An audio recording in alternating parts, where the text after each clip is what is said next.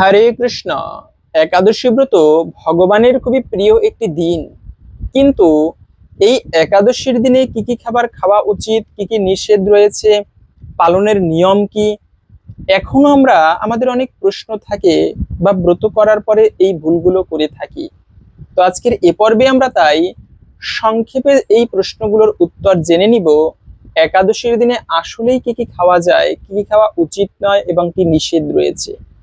দেখেন, ব্রত আমাদের সনাতন ধর্মের যত প্রকার ব্রত আছে, কাত্যায়নী ব্রত, দামোদর ব্রত, ভীষ্ম পঞ্চক ব্রত, বৃহস্পতিবারে লক্ষ্মী ব্রত, কিন্তু এর মধ্যে সব থেকে শ্রেষ্ঠ হচ্ছে এই পবিত্র একাদশী ব্রত।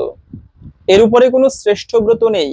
এর জন্য জীবনে যদি অমঙ্গল থাকে, অশুভ থাকে, সেক্ষেত্রে ভক্তি ভরে যদি একাদশী ব্রত পালন করে ভগবান শ্রীবিষ্ণুর পুজো করা যায়, তবে ওই ব্যক্তির জীবনের অমঙ্গল ধীরে ধীরে নাশ হয়ে থাকে।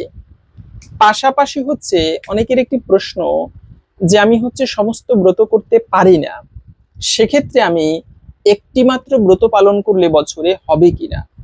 হ্যাঁ, প্রত্যেকটা একাদশী ব্রত সবার পালন করা উচিত। যে একাদশী ব্রত না করবে এর মহা অপরাধ হয়। মহাদেব নিজে বলেছেন মা পার্বতীকে, হে দেবী, পাপী ব্যক্তি একাই নরকে গমন করে, কিন্তু যে ব্যক্তি একাদশীতে পঞ্চ রবিশস্য ভক্ষণ করে সে তার পিতৃপুরুষগণের সহিত নরকে গমন করে থাকে। এর জন্য একাদশী ব্রত প্রত্যেকের পালন করা উচিত। তাই মহাদেবের সাথে মা পার্বতী ব্রত করে, আবার পঞ্চ পাণ্ডবের সাথে দ্রৌপদী ব্রত করত।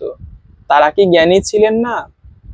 এজন্য যমরাজ নিজে বলেছেন যমদূতদেরকে, হে যমদূতগণ, যেখানে তোমরা একাদশী ব্রত পালনকারীকে দর্শন করবে তাকে দূর থেকে প্রণাম করে চলে আসবে, কখনো তাদেরকে এই যমলোকে আনবে না।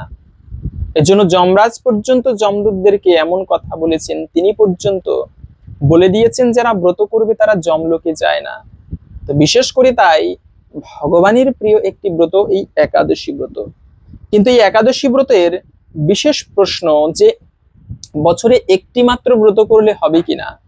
হ্যাঁ, সেক্ষেত্রে অনেকে আছেন ব্রত ঠিকভাবে করে না, নতুন নতুন।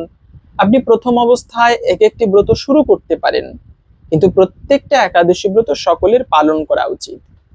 যদি আপনি একান্তই না করেন, তারপরও যে আমি করব না, আমি একটি মাত্র ব্রত করতে চাই, সেক্ষেত্রে কোন ব্রতটা সর্বশ্রেষ্ঠ ভালো হবে করলে বছরে?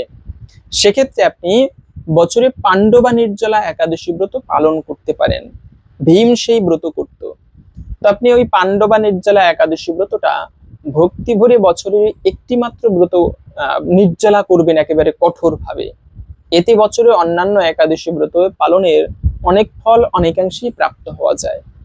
পাশাপাশি হচ্ছে এই একাদশী ব্রতের দিনে গাজর খাওয়া যাবে কিনা। না, একাদশী ব্রতের দিনে গাজর খাওয়া উচিত নয়। যদিও বা সবজি কিন্তু একাদশীতে খাওয়া যাবে, কিন্তু গাজর খেতে নেই, কেননা গাজরকে নিষিদ্ধ করা হয়েছে। একাদশী নয়, অন্যান্য দিনেও ভক্তরা গাজরকে কিন্তু বর্জন করে থাকে। এজন্য আপনারা অন্ততপক্ষে একাদশীর দিনে সবজি হিসেবে গাজর খেতে পারেন, কিন্তু অন্ততপক্ষে একাদশীর দিনে প্রত্যেকের গাজরকে বর্জন করা উচিত। সেই সঙ্গে যে কোনো প্রকার শাক কিন্তু খাওয়া যাবে না। আপনারা 3টা দিন বিশেষ করে ভুলেও মাছ মাংস তো গ্রহণ করাই যাবে না।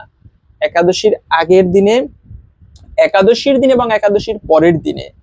একাদশী পালনের নিয়ম তো আমরা সবাই জানি যে একাদশীর আগের দিনে সংযম থাকতে হয়। মাছ মাংস, রাজসিক কোনো খাবার, পেঁয়াজ রসুন, এগুলোকে বর্জন করতে হয়। শুধুমাত্র খাবার নিরামিষ খেলাম, আবার যদি ব্যবহার করা হয় রাজসিক, গালিগালাজ করা, ঝগড়া করা, এগুলো কিন্তু একান্তই উচিত নয় একাদশীর আগের দিনে অথবা একাদশীর দিনে। সংযম মানে কাকে বলে? সংযম মানে শুধু নিরামিষ খাবারটাই নয়। কেন নিরামিষ খাই?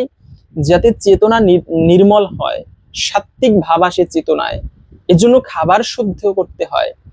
তো খাবার নিরামিষ খেয়েও ঝগড়া আদি করা উচিত নয়।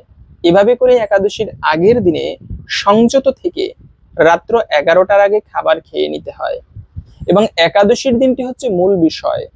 ওই দিনে ব্রত করা মানে না খেয়ে থাকলাম আর ব্রত হয়ে গেল, বিষয়টা এমন নয়। একাদশী ব্রতের আগের দিনে সেই ভক্তি ভরে ব্রত পালন করতে হয়। ভক্তি ভরে বিশেষ করে বলা হয়েছে একাদশীর দিনে ভগবানের পুজো দিতে হয়। উপবাস কাকে বলে? উপমানে নিকটে, বাস মানে বাস করা, মানে হচ্ছে এই দিনে ভগবানের সন্নিকটে বাস করা উচিত, ভগবানের সেবা করা উচিত, ভক্ত সঙ্গ করা উচিত। এটি হচ্ছে প্রকৃত উপবাসের নিয়ম। তো ব্রত করে এভাবে করে অন্তত পক্ষে সকালবেলা, আপনি মহা ব্যস্ত হলেও সকালবেলা সময়টায় চেষ্টা করবেন একটুকু স্নান আদি করে ঠাকুর পুজো দিতে। আপনি হতে পারে একেবারে ব্যস্ত, আপনার সময় নেই, আপনি আধা ঘন্টা 1 ঘন্টা আগে ঘুম থেকে উঠে একাদশীর দিনে স্নানাদি করে একটুকু পুষ্প আর একটা প্রদীপ ভগবানকে নিবেদন করতে পারেন। এর ফলে ভগবান অত্যন্ত প্রসন্ন হয়। ভগবানের সেবা প্রত্যেকের দিনের মধ্যে একটা সময় বেঁচে রাখা উচিত যে আমি ভগবানের সেবা করব এইটুকু সময়। এখন একাদশীর দিন অনেকের কষ্ট হয়ে যায়, সর্বোত্তম হচ্ছে আপনি নির্জলা ব্রত করবেন, জল ফোঁটাও গ্রহণ করবে না। কিন্তু এটা হচ্ছে ব্রতের যদি কেউ পূর্ণ ফল প্রাপ্ত হতে চায় তার প্রত্যেকের উচিত নির্জলা ব্রত করবে। কিন্তু নির্জলা ব্রত যদি না করতে পারেন সেক্ষেত্রে আপনি ফল, জল, ঔষধ, ব্রাহ্মণ, গুরুবাক্য এগুলো গ্রহণ করতে পারেন একাদশী ব্রতের দিনে। তারপরে হচ্ছে আপনি দুগ্ধজাত খাবার, দুগ্ধের ছানা তৈরি করতে পারেন, একেবারে পিওর ছানা তৈরি করে চিনি মিশ্রিত করে ভগবানকে ভোগ নিবেদন করে সেই প্রসাদ আপনি গ্রহণ করতে পারেন। আলুর পায়েস, আলুর চিপস করা যায়, এভাবে করে পিওর ছানা তৈরি করে অথবা মিষ্টি তৈরি করতে পারেন, দধি তৈরি করে খেতে পারেন। দুগ্ধজাত খাবারটা ভালো একাদশীতে। পাশাপাশি যদি সবজি না, মানে ফল খেয়েও হচ্ছে না, দুগ্ধ খেয়েও হচ্ছে না, আপনি পরিশ্রম করেন, সেক্ষেত্রে আবার অনেকে আছে অসুস্থ, সেক্ষেত্রে আপনি সবজি রান্না করে খেতে পারেন। মিষ্টি কুমড়া, মিষ্টি আলু, ফুলকপি, পেঁপে, কাঁচকলা ঘি অথবা সূর্যমুখী তেল দিয়ে রন্ধন করবেন, অথবা বাদাম তেল দিতে পারেন। কিন্তু একাদশীতে ভুলেও যে খাবারগুলো খাওয়া যাবে না তার মধ্যে প্রথমত হচ্ছে পঞ্চ রবিশস্য জাতীয় কোনো খাবার, যেমন ধান জাতীয় খাবার, সেই খিচুড়ি, পায়েস, পিঠা, গম জাতীয় খাবার, বিস্কিট, কেক, পাউরুটি, আটা রুটি, যে কোনো প্রকার ডাল, সরিষা, পাঁচফোড়ন, জিরা এগুলো সবজিতে ব্যবহার করা উচিত নয়। তারপরে হচ্ছে মাসকলাই, সেই সঙ্গে ওটস, কাউন, শ্যামা চাল, শ্যামাদানা, যে কোনো প্রকার শাক, বেগুন, ঢেঁড়স, বটবটি, পটল এগুলোও কিন্তু একাদশীতে খাওয়া উচিত নয়।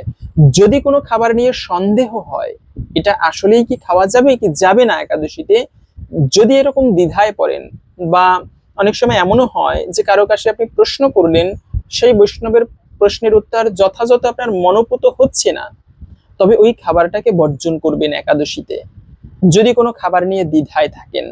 এভাবে করে আপনি একাদশী ব্রত পালন করুন। পাশাপাশি পারণের সময়টাও জেনে নিচ্ছি, মানে বলে দিচ্ছি।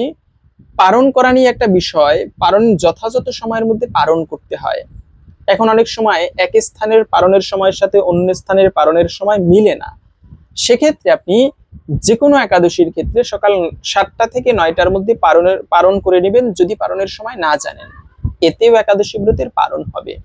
তো এই ছিল একাদশী ব্রত পালনের নিয়ম এবং কি কি খাওয়া যাবে, কি কি খাওয়া উচিত নয়। ভালো লাগলে অবশ্যই একটি লাইক করে কমেন্টে জয় শ্রী একাদশী দেবীর জয় একবার হলেও লিখে যাবার অনুরোধ জানাচ্ছি, এবং ফলো করে আমাদের সাথে যুক্ত থাকতে পারেন। হরে কৃষ্ণ।